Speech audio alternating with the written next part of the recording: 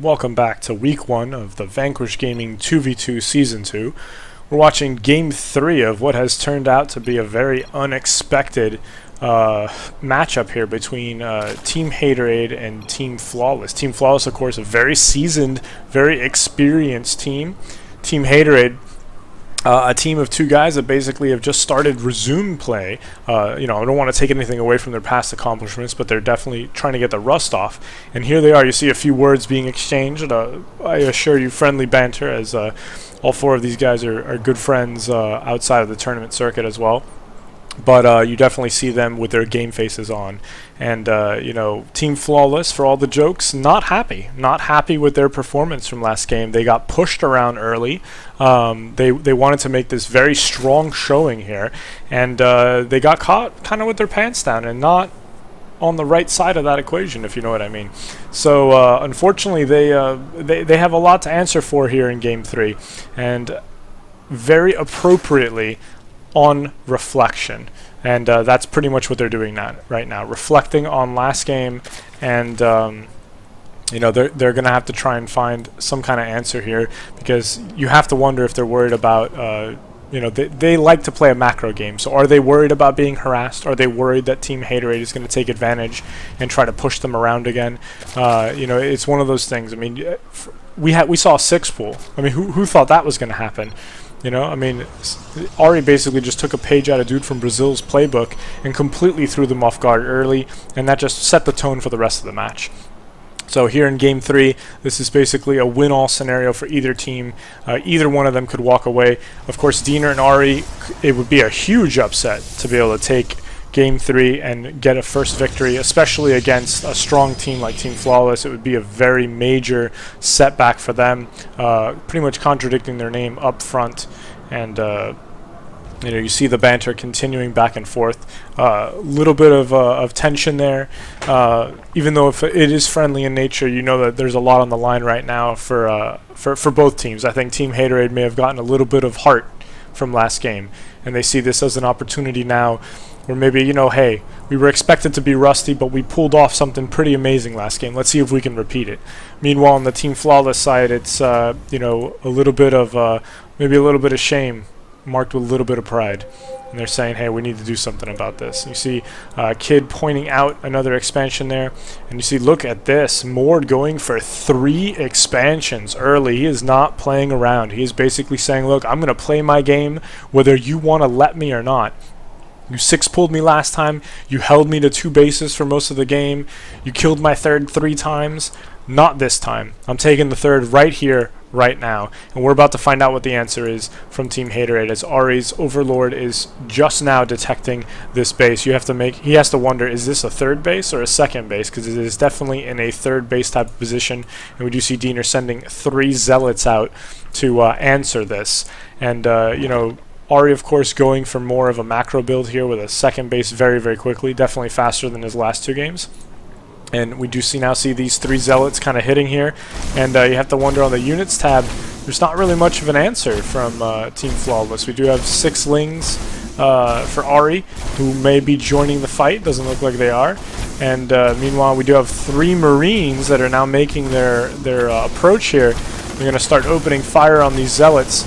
And looks like Diener's just going to go for the race here and see if he can take out this base faster. And these 3 Marines can whittle down these zealots, and it looks like he's going to have to back off that. I do see some lings in motion now.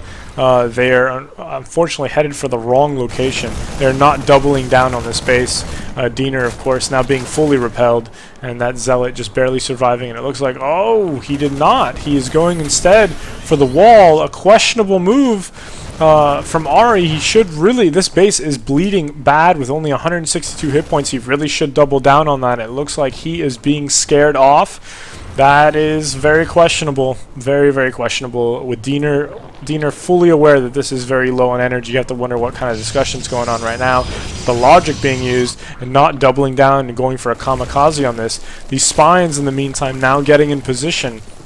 Really need to try and pick this off as quickly as possible. Deny that third. It's more of a psychological victory than anything against Mord, especially what happened last game. These drones, that's leaving money on the table, Mord. Leaving money on the table. Meanwhile, we do see some Mord positioning a little bit. He is aware of this expansion as well, so he knows how much this has been saturated. He knows that Ari is building more units than workers right now. We take a look at that income tab, and you see it's pretty much tied up. A little bit of advantage from Mord with his third, and unfortunately, Ari, you took too long, and now this is a very fortified base. You could still try to brute force this, but you're going to need a few more lings than that. Meanwhile, we do see Diener going for a quicker expansion this time than he did in Game 2, just by a little bit. And you see a Stalker now rolling out as well. And we do see Kid going for his second base. It looks like the macro will be uninhibited here. We have not seen so far at least, we have not seen the kind of harassment and aggression that we did from Team Haterade in Game 2. And this Zelnaga being held on here by a handful of lings. Still, are they slow lings? They look, no, they're fast lings. Alright, so they are upgraded lings. And we do see now a drone transfer, a probe transfer taking place here. And just a general build-up as both teams seem content with just sitting back and macroing up for a little bit. Take a look at that income tab again. We do see a little bit of a gap starting here. Kid, of course, a little bit behind, but once again, Terran, thanks to mules, are they ever really behind? Not really. I mean, look at that resource count with only 30 workers. Kind of ridiculous. But we do see them starting to really outpace Team Haterade here, and that is the danger zone. If you're not harassing and you're letting them macro up, then you better be macroing up yourself. And they're a little late to that party as far as the worker creation. They wasted a lot of units trying to get this taken out, and in the end, I still think it's worth brute forcing. I mean, that's an entire third base right now, and they're just kind of sitting there. I mean, these spine crawlers aren't that intimidating. Now look at all these workers just tempting here. Easily Baneling bust that. There's definitely some potential there. We do now see a lot of lings starting to roll out for Ari. See some hive tech and a Baneling nest coming down. Probably a little too late. Have to see what situation looks like when it's finally up and running. We do see him now scouting out over here, and that bunker is going to become a very intimidating prospect there. Especially these Marines coming in. He's trying to repair it, but he couldn't pull them fast enough. And it looks like Kid will lose that bunker, but it looks like Ari lost even more Zerglings than he wanted to. Do also see an Immortal on the field for Diener. And this third base now, wow, they are earning dividends on this base. And it's been allowed. It's been allowed. There's no other way to say it. Team Haterade has allowed this expansion to exist.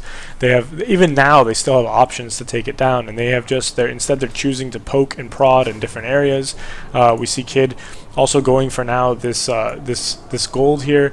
I mean, there is just no pressure being put on this third after they put such an investment early on to try and take this out, and now they're just completely ignoring it. And you have to kind of question the logic there. Have they just forgotten about it, or is it just something that they feel that they can't take? I mean, I feel like it's 3 Care Bear stairs away from going down. I mean, all you have to do is just brute force it a little bit, and it's over. But for whatever reason, they're deciding to kind of hold back. Mord is not complaining with that decision. We now see some roaches starting to pile out here. Take a look at the units tab. See that we've got quite a bit of Zerglings now for... oh wow, quite a bit of Zerglings now for Arias. He's stacked up to 50. We do see 12 Zealots, 2 Immortals, and 4 Stalkers. And we do see quite a bit of Marines, a few Marauders starting to trickle out now for Kid. And some very exclusively heavy Roach Army now for Mord. And there was the ping, calling it out, making sure Mord sees it. They don't want any surprises. They want to know where the army's at, what it's composed of. Right now it's smaller, you know, and that's something any guy wants to hear. I'm sure when Mord looks in that direction, he sees his army and he looks at Diener's, he says, mine's bigger. And it's probably the right composition, although those 2 Immortals have to give you a little bit of pause. And there is a very fast Baneling army rolling in. He has to micro this well if he wants to pull this off. But he has the units. He has enough to take it down. Those Banelings just kind of wasting a little bit of time, and now, oh, they're rolling in on these Marines, and these Marines are going to run out of road pretty quick. And Ari is going to get that Baneling juice all up in there, takes out those Marines, and now he's coming back for the base. And you have to question, will he go for these workers or will he go for the command center? And it looks like he will try to chase down these workers. He's wasting a little bit of those Banelings trying to get around that bunker. Still very well played. Some good micro there from Arias. He saves the majority of his Banelings there. pulls back. These workers, of course, able to repair and reform, and meanwhile, boom, planted right into this planetary fortress. Not enough, though. Planetary fortress, of course, a little bit upgraded on the armor, so it can withstand a little bit of a beating. Probably got a couple shots off as well. Meanwhile, in the Mord camp, got lots and lots and lots of roaches as he is approaching his max army. And meanwhile, we have quite a bit of immortals here. He's going to probably need a few more, though, with that many. And these lings are really misplaced against this roach army, and that's going to be a danger. And they're rolling in here, and these lings are going to take the majority of the beating here. And these roaches falling back as these 5 immortals are getting chewed apart just by brute force. They just don't seem to have enough units to take out that roach army, more just playing it very carefully. We also have Kid coming in with a handful of units as well to help out. And it looks like some overlords only in that direction. These lings coming in here, trying to take this out. But once again, the easy target is this hatchery. I mean, it's had time to heal, but it still has less than 500 hit points. Could have very easily, with the immortals, just popped it, backed out, and tried to run back to some safety. And again, they just letting this base continue to exist, and it's a mistake that has haunted them in just minutes on minutes here. Every minute that thing is alive, it is just a reminder of a bad decision. And now Mort has been able to move up this army here, easily able to brute force that Colossus army. And there's the GG from Diener. Wow. And there it is. The victory just through intimidation, as they realized too many mistakes early on, condemned Team Haterade to basically what was going to be a very slow death. And Mord, top of his game, that 3rd base, and eventually a 4th down at the bottom. But that 3rd base, man, really questionable decision, as Team Haterade just let it survive. And I don't know, they had so many, I mean, even up until the end of the game, they had options to pop it early. And they just, for whatever reason, let it stand, got distracted by the expansions.